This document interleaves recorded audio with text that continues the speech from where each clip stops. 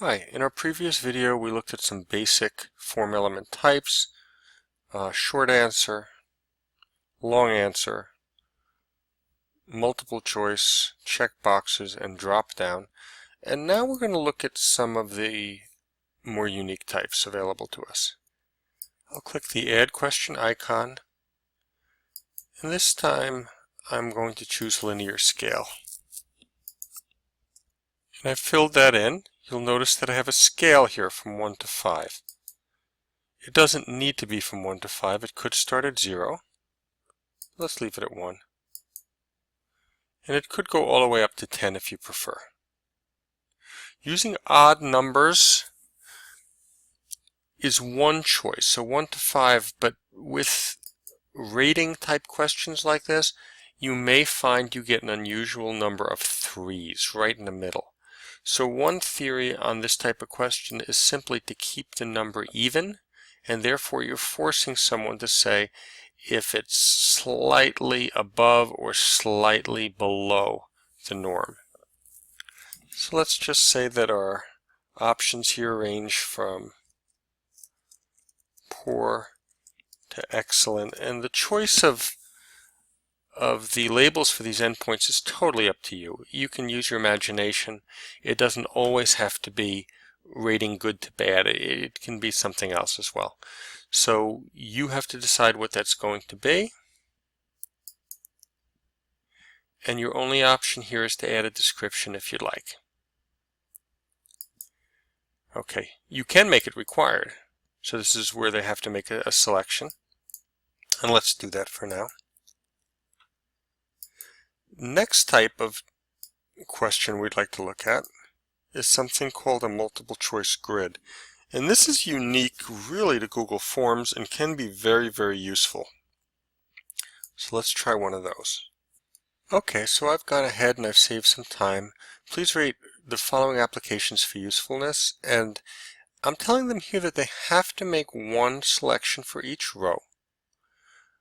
But when it comes to columns, they can't choose the same answer twice. So you'll see how this applies to this particular form element of this particular question. So I'm going to say Google Docs will be in row 1. Google Sheets will be row 2. Google Slides will be row 3. And Google Forms will be row 4.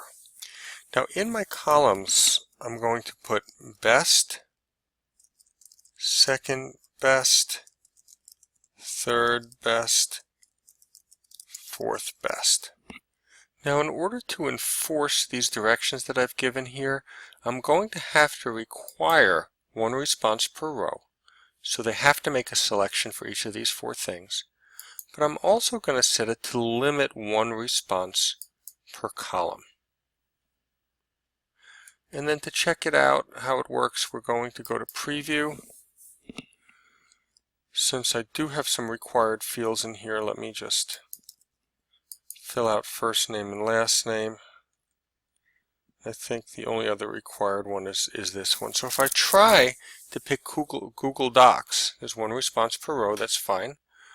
And Google Forms, let's try this. Please don't select more than one response per column. So let me say that Google Forms is the best. Google Docs is the second best. Google Sheets is the third best. Nope, still a problem. And there you go. So this allows me to have students rate these things in order with unique ratings for each one of them, not allowing them to pick the same level or the same rating for both. That's one application of this. You certainly don't have to enforce those particular things. I mean, I could uncheck this and change these around a little bit. I can say this is great, good, fair, and poor. And with my current settings, I can now say that they are all great. and that would be fine. No errors, no warnings.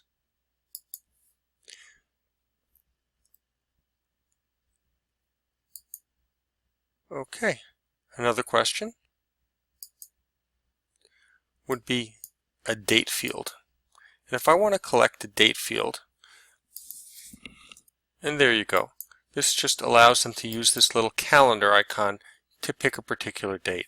Now, if I don't want to include the year, I'm going to have to come into the settings and uncheck that because it is checked by default, but I can do that. I can, you know, in a birth date, it could be 9/15. If I want to know when they were actually born, I would include the year as well. And they can type in this box as well as using the calendar, so they don't have to you know, scroll back through 20 years or 50 years or whatever it is. You can include the time as an option. And that's pretty much it for date. Let's add one more and say time, just to take a look at it, very similar to date.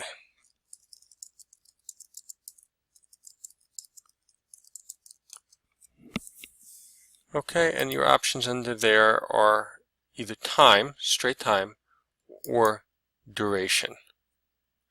And duration is how long you do something as opposed to a specific time. But let's go back to time there.